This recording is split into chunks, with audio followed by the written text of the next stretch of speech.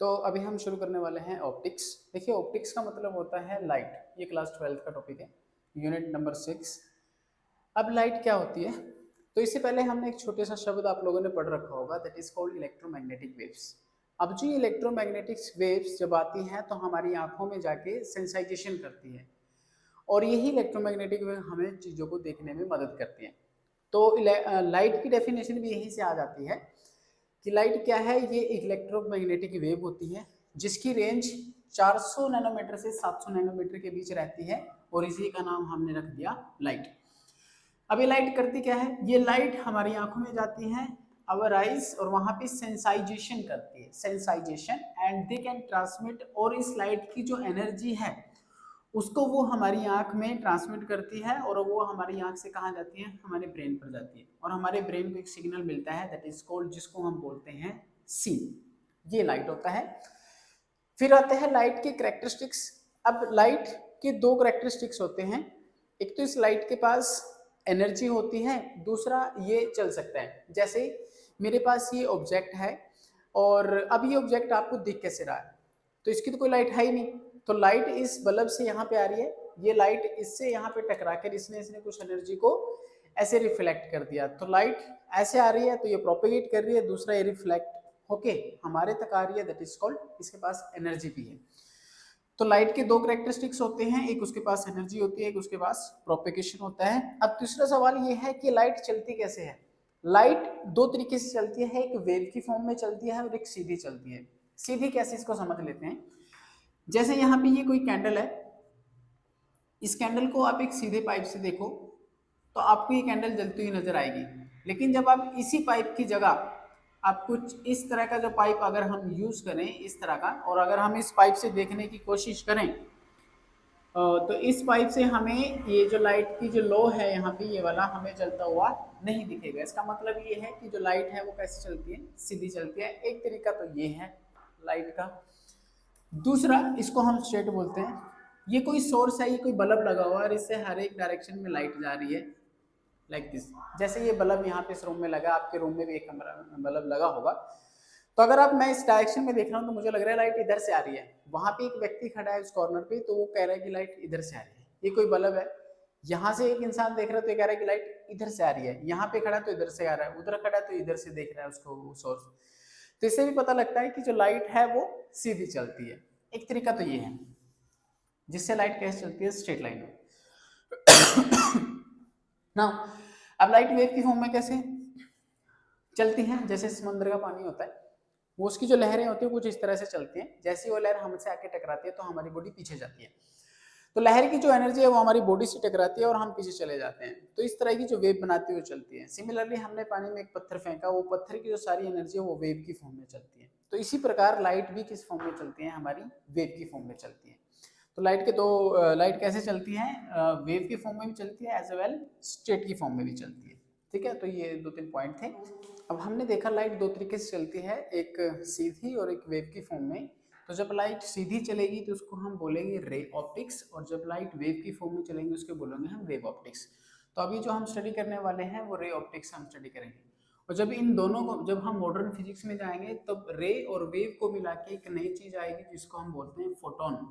ठीक है, तो ये एक नई डेफिनेशन आएगी हमारे लाइट के पास, वो बात का मैटर है। पहले हम रे ऑप्टिक्स की बात करते हैं।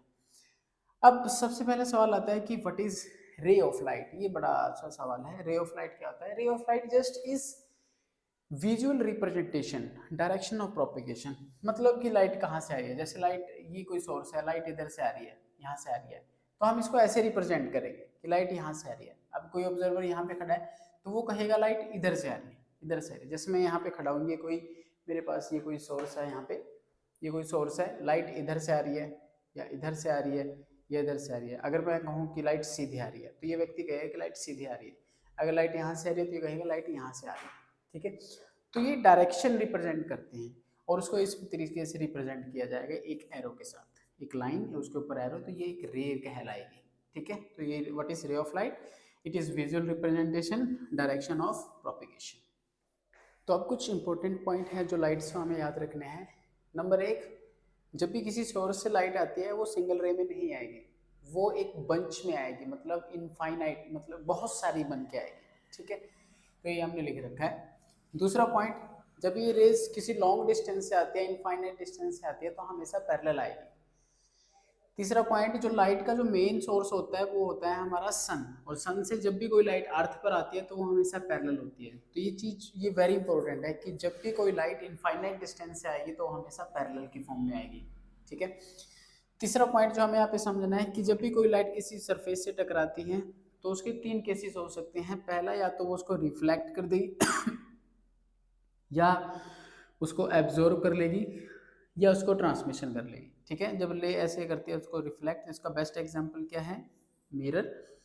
और जब वो एब्जॉर्ब करती है तो इसका बेस्ट एग्जांपल क्या है, ब्लैक कलर। और जब भी कोई एनर्जी किसी चीज़ में एब्जॉर्ब होती है तो वो हमेशा हीट की फॉर्म में एब्जॉर्ब होती है। और जब कोई ट्रांसमिशन होता है तो उसके एग्जाम्पल है प्लेन, कि प्लेन में से रेज लाइट गुजर गई। तो अब रिफ्लेक्शन के बारे में समझते हैं, रिफ्लेक्शन क्या है। तो मैंने दो वॉल ली है, एक वॉल का जो प्लेन है वो बिल्कुल प्लेन है, दूसरा मैंने थोड़ा उबड़ खाबड़ लिया है। जब प्लेन सरफेस प्लेन वॉल के ऊपर किसी सोर्स की लाइट डालते हैं तो वो रिफ्लेक्ट होकर हमारी आंख में फाइनल इमेज यहाँ बनती है। तो मतलब जब हमने अपनी इसको इसका आंख से देखा तो हमें दिख भी क्या रहा है, हमें अपना वही सोर्स दिख रहा है जहाँ से लाइट आ रही है। तो इस तरह का जो सरफेस होगा उसको हम रेगुलर रिफ्लेक्टिंग सरफेस बोलेंगे या इसको ऑप्टिकल प्लेन सरफेस बोलेंगे। और ये जो ऑप्टिकल प्लेन सरफेस होता है, ये वाला जो ऑप्टिकल प्लेन सरफेस होता है, मतलब इसमें लाइट का पैटर्न फॉलो होता है और इसमें हमें फाइनल क्या दिखता है, सोर्स इज विजिबल। तो मतलब अगर कोई आपको बोले कि ऑप्टिकल प्लेन सरफेस, इसका मतलब ये है कि जो सोर्स होगा वही आपको फाइनल इमेज दिखेगी, सोर्स की इमेज दिखेगी। अगर हम एक दूसरी बोल लें जिसका एक सरफेस उबड़ खाबड़ है, तो इस केस में जब हमने अपना सोर्स लिया तो लाइट इस सरफेस से टकराकर इधर उधर चली गई, तो फाइनल इमेज हमें नहीं दिखती। तो इसका मतलब ये सरफेस कैसा है, तो इसको हम इर्रेगुलर सरफेस बोलेंगे और इसके ये ऑप्टिकल सरफेस नहीं है।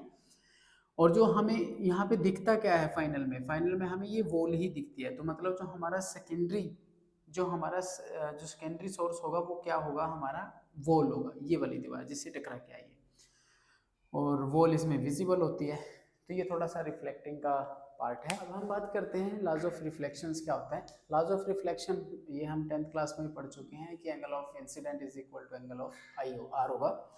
तो ये कोई सोर्स है, यहाँ से जब कोई रेज जाती है तो उसको हम इंसिडेंट रे बोलते हैं। जैसे ये सरफेस से टकराती हैं तो इसके ऊपर एक हम नॉर्मल बनाते हैं। नॉर्मल का मतलब होता है 90 डिग्री का, 90 डिग्री हमें लेकर चलना पड़ता है। जैसे ये एक प्लेन सरफेस है और इसके ऊपर ये नॉर्मल हमने ड्रॉ किया ऐसे, तो इसको हम नॉर्मल बोलते हैं। तो यहाँ से टकरा के उसी जिस एंगल पे टकराई है उसी एंगल से वो बाहर आ जाती है, उसी को हम बोल देते हैं रिफ्लेक्टिंग। टकरा के उसी एंगल से वापस आ जाती है उसी को बोलते हैं रिफ्लेक्टिंग। तो रे का टकरा के वापस आना ही रिफ्लेक्शन कहलाता है। ठीक है। दूसरा, जो ये इंसिडेंट रे होती है और जो ये रिफ्लेक्टिंग रे होती है नॉर्मल रहती है, ये सभी एक ही प्लेन में लाई करते हैं। ये थे हमारे लॉज ऑफ रिफ्लेक्शन। अब हम रिफ्लेक्शन के बारे में पढ़ेंगे, लेकिन उससे पहले एक क्वेश्चन जो पूछा जाता है कि हम ग्लास मिरर ही क्यों यूज़ करते हैं। देखिए, उससे पहले आपको समझना पड़ेगा जी, जो ग्लास होता है उसमें से रेज ट्रांसमिट हो जाती है और जो मिरर होता है वो रिफ्लेक्ट कर देता है। तो हम हमेशा ग्लास मिरर ही क्यों यूज़ करते हैं। देखिए, जो हमारा मिरर होता है उसके पीछे एक पॉलिश की जाती है और वो पॉलिश मेटल की जाती है। मेटल की ही क्यों जाती है, क्योंकि मेटल जो होता है वो अच्छे से रिफ्लेक्ट करता है चीज़ों को। तो अब एक ग्लास के ऊपर मेटल को लगाना बड़ा ही डिफिकल्ट काम होता है, तो इसलिए मेटल की एक प्रॉपर्टी होती है कि हम उसको पिघला देते हैं और उसकी पॉलिश एक गिलास के पीछे कर देते हैं। और जब कोई रेस जाती है ऐसे, ये कोई गिलास है और इसके पीछे हमने ऐसे पॉलिश कर दिया तो रेस गई और उस पॉलिश से टकरा के वापस आती है, इसलिए हम ग्लास स्फेरिकल यूज करते हैं। ठीक है। तो ये क्वेश्चन पूछा जाता है कि हम स्फेरिकल ग्लास मिरर ही क्यों यूज करते हैं। तो उसका मेन जो रीज़न होता है पॉलिश, और जो पॉलिश होती है वो मेटल होती है। मिरर में हम दो तरह के स्फेरिकल मिरर यूज करेंगे, एक होता है कॉनकेव, एक होता है कॉन्वेक्स। कॉनकेव को हिंदी में अवतल बोलते हैं। इसमें क्या होता है, इसका जो रिफ्लेक्टिंग सरफेस होता है वो कर्व के अंदर की तरफ होता है और इसमें क्या होता है, इसमें बाहर की तरफ होता है। इसमें जब रेस टकराएगी, जब यहाँ पे हम एक नॉर्मल ड्रॉ करेंगे तो रिफ्लेक्ट होके एंगल आई पे इंसिडेंट हो जाएगी, रिफ्लेक्ट हो जाएगी, सिमिलरली यहाँ पे हो जाएगी। तो हम दो तरह के मिरर हम यूज़ करने वाले हैं। अब हम इससे आगे पढ़ते हैं, इसका नोमेनक्लेचर पढ़ते हैं। जैसे मेरे पास ये कोई मिरर है, ठीक है, और इस मिरर का जो भी ये सेंटर पॉइंट, इसको हम बोलेंगे पोल। और अगर इस मिरर को ऐसे आगे बढ़ा दिया जाए, ऐसे पूरा एक बढ़ा दिया जाए ऐसे, तो इस पूरे एक सर्कल का एक सेंटर होगा, वो मैं मान लेता हूँ सी, और इस सी पॉइंट को हम बोलते हैं सेंटर ऑफ कर्वेचर। इस सेंटर ऑफ कर्वेचर से लेके पोल तक की जो दूरी होगी उसको हम बोलेंगे रेडियस ऑफ कर्वेचर, जो मैंने यहाँ पे लिख दिया है। ठीक है।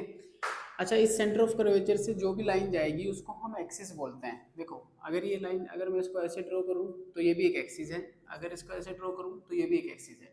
लेकिन अगर इस सी से एक इमेजिनरी लाइन गुजरती है और वो पी से भी गुजरती है तो उस लाइन को हम बोलेंगे प्रिंसिपल एक्सिस। ये वाली खाली एक्सिस बोलेंगी और ये वाली लाइन प्रिंसिपल एक्सिस, क्योंकि ये सी से भी गुजर रही है और पोल से भी गुजर रही है, इसलिए इसको प्रिंसिपल एक्सिस बोलते हैं। ठीक है, तो ये सारे पॉइंट, तो इसको प्रिंसिपल एक्सिस बोलते हैं, मैंने लिख दिया। Now third point is focus. Focus क्या होता है कि जब रेज टकराने के बाद किसी एक पॉइंट पर आकर मिल जाती है, किसी एक पॉइंट पर आकर मिल जाती हैं या हमें मिलती हुई प्रतीत होती है, तो जिस पॉइंट पे वो मिलती है उस पॉइंट को हम बोलते हैं focus. The parallel rays after striking a mirror meet at, meet का मतलब वो टकरा के मिल गई, या अपीयर टू कम फ्रॉम, मतलब ये हमें ऐसा लग रहा है कि किसी एक पॉइंट से आ रही है, उसी को हम बोलते हैं फोकस। और फोकस से लेके पोल तक की दूरी को हम बोलते हैं फोकल लेंथ। एक शब्द और है इसमें, that is called aperture. Aperture का मतलब होता है ये जो बाहर वाला जो सरफेस होता है जहाँ से रेज टकराती है, कि इसमें से कितनी लाइट गुजर सकती है। तो जो लेंस का जो पूरा ये वाला एरिया जो होता है, जैसे ये लेंस है, अगर मैं आपको बताऊं, जैसे ये लेंस है, ये मिरर है, मिरर, और इस मिरर का जो ये पूरा यहाँ से यहाँ तक का जो डिस्टेंस होगा, जिसमें से इसमें जितनी इसमें से लाइट गुजर सकती है, उसी को हम अपर्चर बोलते हैं। तो ये थे तो कुछ साइनिंग कन्वेंशन। इससे बाद हम पढ़ेंगे कुछ इमेज, इमेज क्या होती है, इमेज फॉर्मेशन कैसे होती है, देन उसके न्यूमेरिकल, वो हम नेक्स्ट वीडियो में करेंगे।